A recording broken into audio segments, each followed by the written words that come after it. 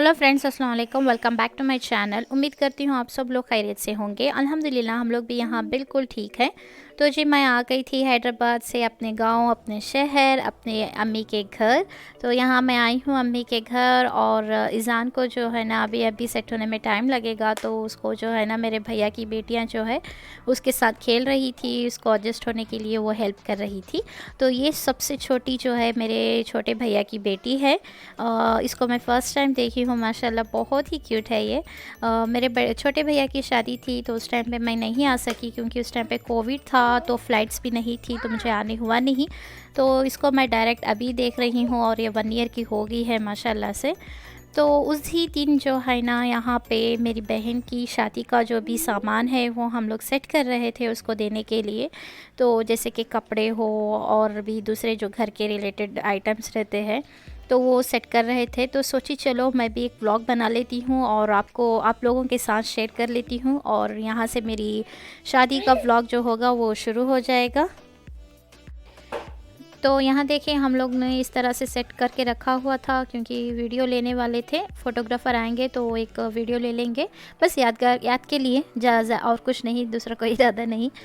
यहाँ बैंगल का बॉक्स देखिए कितना प्यारा है, ये भी हम लोगों ने हैदराबाद से ही लिया हुआ था। और इसमें थोड़े बहुत बैंगल सेट्स हैं। उसको भी उतना शौक़ नहीं, मुझे भी उतना शौक़ नहीं, बस फॉर्मेलिटीज़ के लिए देना पड़ा क्योंकि नई दुल्हन है ना, तो कपड़ों के हिसाब से थोड़े बहुत मैच हो जाएंगे। पता नहीं वो कितने पहनेंगी, कितने ऐसे ही रहेंगे मेरे तो सारे ऐसे ही पड़े हुए हैं, कुछ तो मैं दे दी हूँ दूसरों को भी। अब तो हाथ थोड़ा मोटा ऐसा हो गया है ना, तो पुराने वो नहीं आते हैं। ये तो सबकी कहानी ऐसी ही रहती है। यहाँ देखिए माशाल्लाह कितने प्यारे ड्रेसेस हैं। थोड़े है ना फंक्शन में पहने जैसे थोड़े ग्रैंड ड्रेसेस थे, और थोड़े जो है घर में नॉर्मली ऐसे ही कैरी कर सकते हैं ना वैसे ड्रेसेस थे। और माशाल्लाह जितना हो सके उतना हम लोगों ने उसके लिए अरेंज किया था। लेकिन जितना भी दो उतना कम ही दिखता है लड़कियों के लिए। माँ बाप जितना हो सकता है उतना कोशिश करते हैं। और ये ड्रेसेस में है, इतने सारे ड्रेसेस में आधे पहनेंगे, आधे ऐसे ही वार्डरोब में रहेंगे क्योंकि साल हो जाएगा पहनते पहनते, और बाकी साल के बाद फिर नया पैटर्न आ जाता है, तो पुराना पैटर्न छोड़ के फिर नए पैटर्न की तरफ हम लोग जाते हैं, है ना। तो मुझे लगता है कि इतना सब कुछ देने से बस थोड़ा दे दो, मेरा तो यही मानना है। लेकिन क्या कर सकते हैं, दुनिया का रिवाज है, देना पड़ता है। और ये थोड़े बहुत शू कलेक्शन और स्लीपर्स है, उसको ज़्यादा शौक़ नहीं चप्पलों का, वो थोड़े सैंडल शूज़ टाइप के ही वो कैरी करती है। तो ये सब कुछ जी हम लोगों ने है ना हैदराबाद से ही शॉपिंग की थी। दुल्हन की जो भी शॉपिंग है वो पहले ही हो गई थी मेरे इंडिया आने से पहले। मैं जस्ट 8 या 10 दिन थे उसकी शादी को तब आई थी, और उसकी ऑलमोस्ट शॉपिंग हो गई थी। बस थोड़ी बहुत जो भी शॉपिंग थी ना, जो बाकी छोटे मोटे चीज़ों की, वो दीदी जो है जब मेरी शॉपिंग थी उस टाइम पे कर रहे थे उसके लिए। और स्पेशली जब लड़की की शादी होती है ना तो कुछ ना कुछ तो रहता है, एंड मोमेंट तक कुछ ना कुछ बाकी रहता है। वैसे तो शादी का घर मतलब एंड मोमेंट तक कुछ ना कुछ रहता है, लेकिन लड़की का हर एक पॉइंट टू पॉइंट हमें देखना पड़ता है।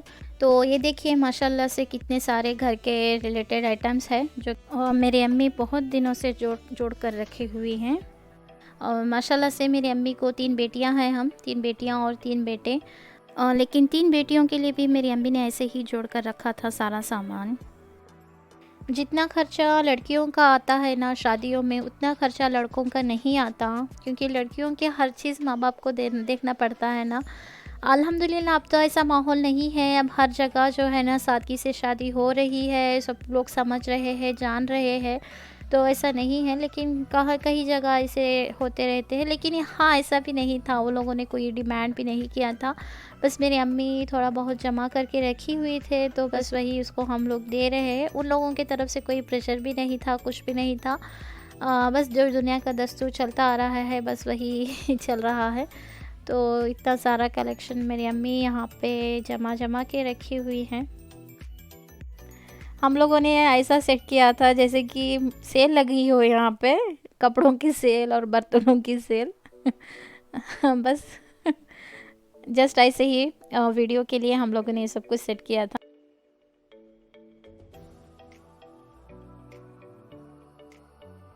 जी, हम लोग जो है मिडिल क्लास फैमिली है, मिडिल क्लास से भी लो फैमिली है हम लोगों की। तो हम लोगों से जितना हो सकता है उतना हम लोग अपनी बच्चियों के लिए देते हैं। इससे भी ज़्यादा लोग देने वाले देते हैं, कुछ लोग इसको भी नहीं मानते, इसका भी लेन-देन भी नहीं रहता उन लोगों का। बहुत ही अच्छी बात है।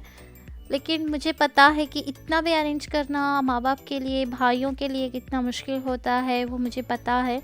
तो कभी-कभी ऐसा लगता है ना कि हम लड़कियां कभी-कभार माँ-बाप के लिए थोड़ा ज़्यादा ही मुश्किलात दे देती है ना। मतलब जितनी भी हम लोग उनके लिए कर लो, शादी के टाइम जितना खर्चा वो लोग हमारे ऊपर करते हैं उतना वो लड़कों पे नहीं करते।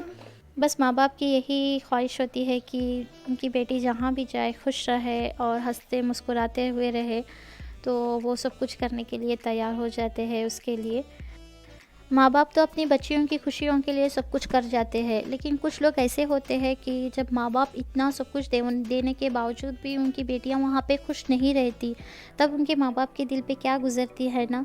तो ये चीज़ें ना मायने नहीं रखती, ये चीज़ें आती रहेंगी, जाती रहेंगी। बस मायने रखती है तो इंसान के अखलाक है, इसका बिहेवियर है। तो बस कुछ लोग ना बस चीज़ों को इम्पोर्टेंस देते हैं, इंसान को नहीं, तो वहाँ ऐसे सारे मसले होते हैं। बस यही दुआ करती हूँ कि अल्लाह ताला हर लड़की की नसीब अच्छी रखे, जिस तरह उसके माँ-बाप चाहते हैं कि उनकी बच्ची जहाँ भी जाए हमेशा खुश रहे, अच्छे से रहे। बस यही माँ-बाप की दुआ होती है, उनकी ख्वाहिश होती है। बस जी ऐसे ही जब मैं सारी चीज़ें देख रही थी तो कुछ ऐसे केसेस सुनी हूँ जहाँ सब कुछ लेकर भी लड़कियाँ खुश नहीं रहती। तो बस आप लोगों के साथ ऐसे ही मैं शेयर कर दी। उम्मीद करती हूँ ये आज का वीडियो आप लोगों को पसंद आया होगा। अगर पसंद आया हो तो मेरे इस व्लॉग को लाइक करें, शेयर करें और मेरे चैनल को सब्सक्राइब कीजिएगा। और मेरी बहन को ढेर सारी दुआएँ दीजिएगा। मेरी बहन के साथ-साथ मुझे, मेरे भाई, मेरी जितनी भी फैमिली है, मेरे माँ-बाप और मेरे भाई-बहन, हम सब के लिए दुआ कीजिएगा। अल्लाह ताला हम सबको खूब सेहत दे और कामयाबी दे।